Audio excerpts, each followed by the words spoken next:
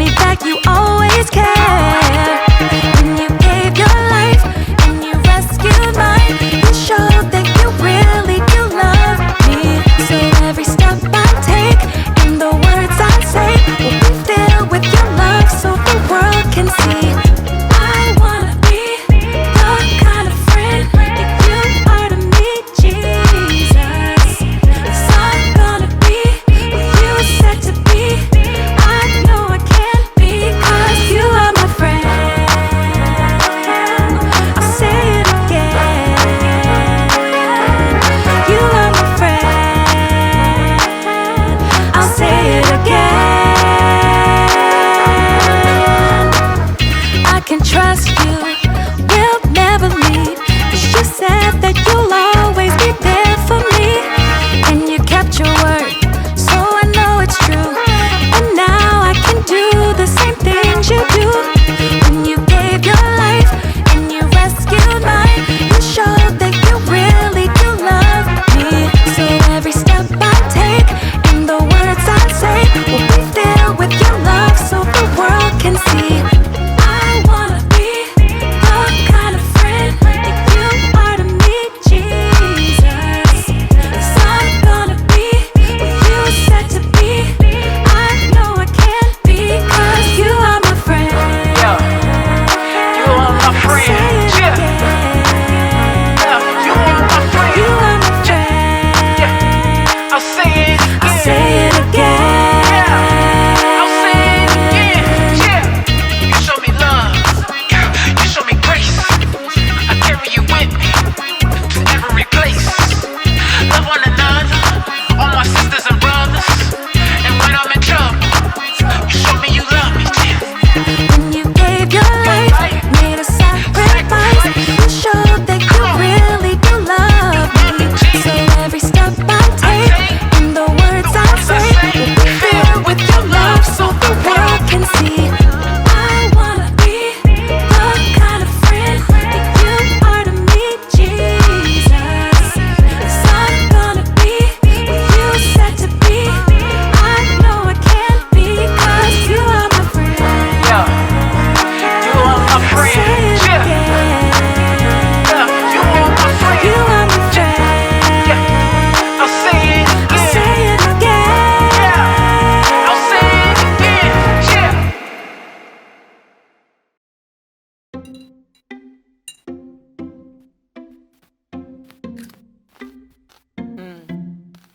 Welcome to Story Lab.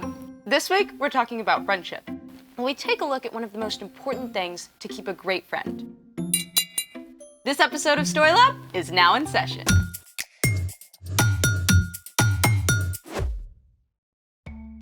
Hey, I'm Sebastian. And I'm Skylar. We're talking about friendship. And what is friendship, Sebastian? It's using your words and actions to show others you care, Skylar. Ding, ding, ding. We have a winner. I win? Yes, go me! What did I win for? I mean, all I did was define friendship. Anyone who can be a good friend is winning.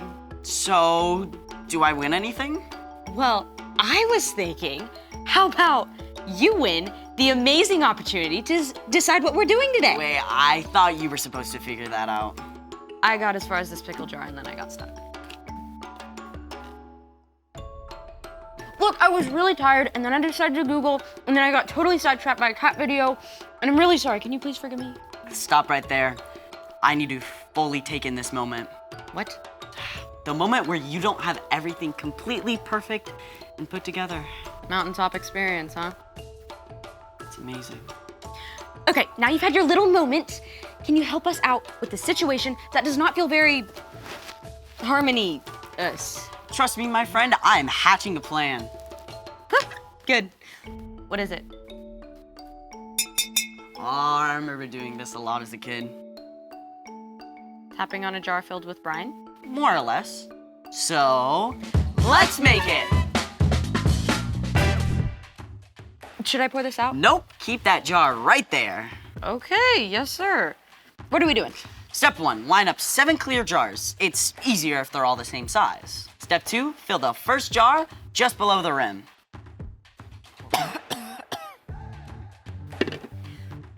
What about the others? Oops, need more water.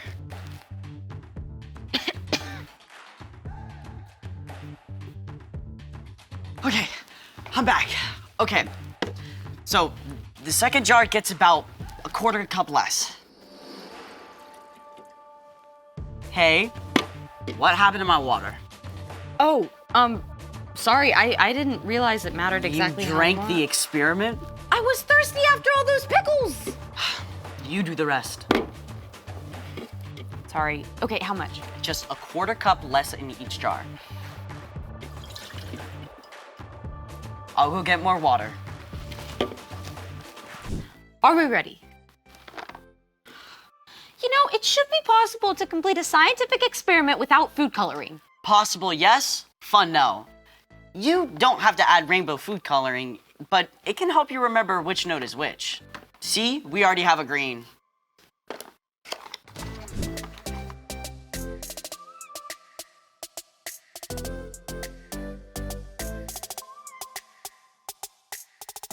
You want to tell everyone what we have here? This, my friend, is a water xylophone. So cool. Can I try? I won't mess it up anymore. Promise. Okay, fine. Thank you.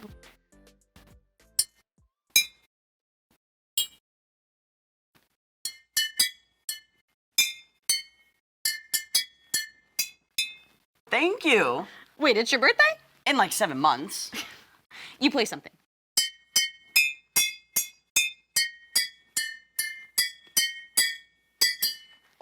Is that Ode to Joy? I'm impressed.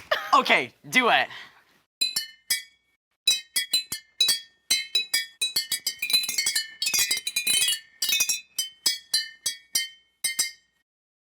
I'm not sure if that was harmony. But it was fun. Does that mean you forgive me for messing things up?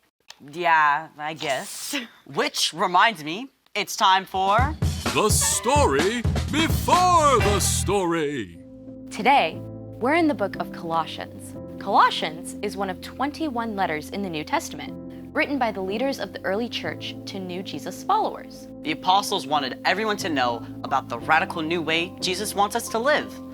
In the Roman Empire, people like women, children, poor people, and enslaved people were viewed as worthless, with no hope of something better. But within the church, All people were viewed as equal because the believers knew that God loves everyone. but the Apostle Paul heard that some false teachers were spreading lies about who Jesus is and what it means to follow him. So Paul wrote a special letter to set the record straight. Which is where our story starts. Take it away. Hey everyone, I'm Padma. The Apostle Paul was pretty upset when he discovered false teachers were spreading lies about Jesus. So, even though he was under house arrest at the time, he wrote a letter to remind them of the truth. The Son is the exact likeness of God who can't be seen. The Son is first, and He is over all creation. Paul made it clear Jesus shares God's power, and that it's only through following Jesus that we can live a life pleasing to God. Toward the end of the letter, Paul got down to the nitty-gritty of what that looks like. Put up with one another. Forgive one another if you are holding something against someone. Forgive, just as the Lord forgave you. Short and sweet, huh? But wow, there's a lot packed inside. First off, put up with one another. That means treating each other with kindness, even if your friend doesn't agree with you about everything. Let's be real. People are gonna do and say things that bug you, even your friends. If you turn your back on everyone that annoys you, you're gonna be awfully lonely. Now, let's take a look at the second part of the verse. Forgive one another if you're holding something against someone. Okay, let's say you're in PE class and your friend picked someone else for the team when you thought they should have picked you. At first, it just bugs you a little, like a pebble that got stuck in your shoe. But after you think about it for a little, what your friend did seems to get bigger and heavier until it's like a giant weight that you're carrying. As long as you keep thinking about it and holding on to that weight, it will get between you and your friend. In fact, if you don't let it go, you may lose your friend altogether. Not only that, but holding on to this heavy weight takes up all your energy for doing other things too. Thankfully, God made a way for us to let go of whatever we're holding against our friends or anyone else. Paul wrote in his letter to the Romans, "But here is how God has shown his love for us. While we were still sinners, Christ died for us." God did not wait for us to get our act together before coming to rescue us. Instead, Jesus chose to give up his life for us while we were still a mess. God moved first to make a way for us to be forgiven. And because of that, we don't need to demand that someone else get it right before we choose to forgive. When you choose to forgive, it's like you're letting go of that huge, heavy weight, and there's a much better chance that your friendship can be repaired. Now, forgiving a friend does not mean that what they did was okay or that you have to let them keep hurting you. It simply means that you're leaving room for God to make things right. You don't have to carry around that heavy weight anymore. When you choose to forgive your friends, you may find that they're more ready to forgive you too. Let's see our verse all together again. Put up with one another. Forgive one another if you're holding something against someone. Forgive just as the Lord forgave you. Paul went on to write, "Let the peace of Christ rule in your hearts. As parts of one body, you were appointed to live in peace." We can only live in true peace and friendship with others when we make the choice to let go and forgive. The end. Wow, that's a hard one. Yeah, I mean, I hardly ever feel like forgiving. It's easier to keep focusing on how someone has wronged me. That's right. Forgiveness has to be a choice. So, what's our part in the story? Paul wanted the Colossians to see just how important Jesus is. And when you're following Jesus, it becomes easier to show love to others. Like through forgiveness. Exactly. And it's often the people we're closest to and love most that hurt us, even if they don't mean to. People like our friends and family. One of the best ways to maintain your relationship is to be quick to forgive. Like, if you feel like one of your friends is ignoring you, you can forgive. If a friend says something hurtful to you, you can forgive. If your friend crashed your new bike, you can forgive. Exactly. You should never let someone keep hurting you, but in many cases, forgiveness can be the glue that helps friends stick together. All you have to do is let it go, let it go. If your friends start singing overdone musical numbers, you can forgive. I think you've got it. See you next time. Bye. So here's the thing. Friends forgive one another. Thanks for forgiving me and for figuring out our experiment. Anytime. No! We're supposed to put up with each other, right? I'm not sure that includes Baby Shark. Thanks for joining us in the Story Lab. See you next time. No Baby Shark.